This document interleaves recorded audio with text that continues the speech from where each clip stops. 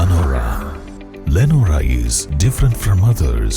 Years of perfect stitching experience. Lenora linen, cotton cloth and stitching. Pandikad Road, Vandoor. നിലമ്പൂരിന്റെ ആവശ്യങ്ങൾക്ക് ഉറപ്പുകാത്ത് വോട്ടർമാർ. നിലമ്പൂർ ഉപതെരഞ്ഞെടുപ്പ് ദേശീയ സംസ്ഥാന വിഷയങ്ങൾ ഉയർത്തിയും ഭരണ നേട്ടങ്ങളും കോട്ടങ്ങളും ഉയർത്തിയും പ്രചരണം മുന്നണികളും സ്ഥാനാർത്ഥികളും ശക്തിപ്പെടുത്തുമ്പോൾ നിലമ്പൂരിലെ വോട്ടർമാർ കാലങ്ങളായി ഉയർത്തുന്ന ആവശ്യങ്ങൾക്ക് മുന്നണികളുടെയും സ്ഥാനാർത്ഥികളുടെയും ഉറപ്പുകൾ ലഭിക്കേണ്ടതുണ്ട്. നിലമ്പൂർ ബൈപ്പാസിലൂടെയുള്ള യാത്രയ്ക്ക് എത്ര കാലം ജനങ്ങൾ ഇനിയും കാത്തിരിക്കേണ്ടി വരും? 2026 തെരഞ്ഞെടുപ്പ് വരും. അന്ന് ഈ വിഷയങ്ങൾ തന്നെ ഉയർത്തേണ്ട സാഹചര്യം വരുമോ? വന്യമൃഗശല്യത്തിന് ശാശ്വത പരിഹാരങ്ങൾ എന്തെല്ലാം? അതിന് മുന്നോട്ട് വെക്കുന്ന നിലപാടുകൾ എന്തെല്ലാം? നിലമ്പൂർ ജില്ലാശുപത്രി താലൂക്ക് ആശുപത്രിയുടെ നിലവാരത്തിൽ നിന്നും ജില്ലാശുപത്രിയുടെ നിലവാരത്തിലേക്ക് എന്നുയരും? ഹൃദ്രോഗ വിഭാഗം എന്ന് ജില്ലാശുപത്രിയിൽ യാഥാർത്ഥ്യമാക്കും?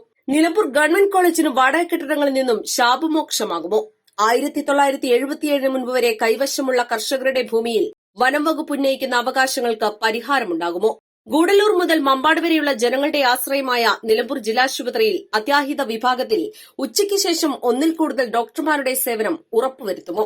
നിലമ്പൂർ വുഡ് കോംപ്ലക്സ് പൂട്ടിയതോടെ മണ്ഡലത്തിൽ പൊതുമേഖലാ സ്ഥാപനങ്ങൾ ഇല്ലാത്ത അവസ്ഥയിലാണ്. നിലമ്പൂർ മണ്ഡലത്തിലെ ഉദ്യോഗാർത്ഥികൾക്കുൾപ്പെടെ തൊഴിലവസരം സൃഷ്ടിക്കാൻ പൊതുമേഖലാ സ്ഥാപനങ്ങൾ കൊണ്ടുവരുമോ? വനംവകുപ്പിന്റെ എൻഒസിക്കുൾപ്പെടെ കൈക്കൂലി നൽകേണ്ടി വരുന്ന മലയോര കർഷകരുടെ പ്രശ്നങ്ങളിൽ എന്തു പരിഹാരമുണ്ടാക്കുമെന്ന ചോദ്യങ്ങൾക്ക് മുന്നണികളും സ്ഥാനാർത്ഥികളും മറുപടി പറയണം.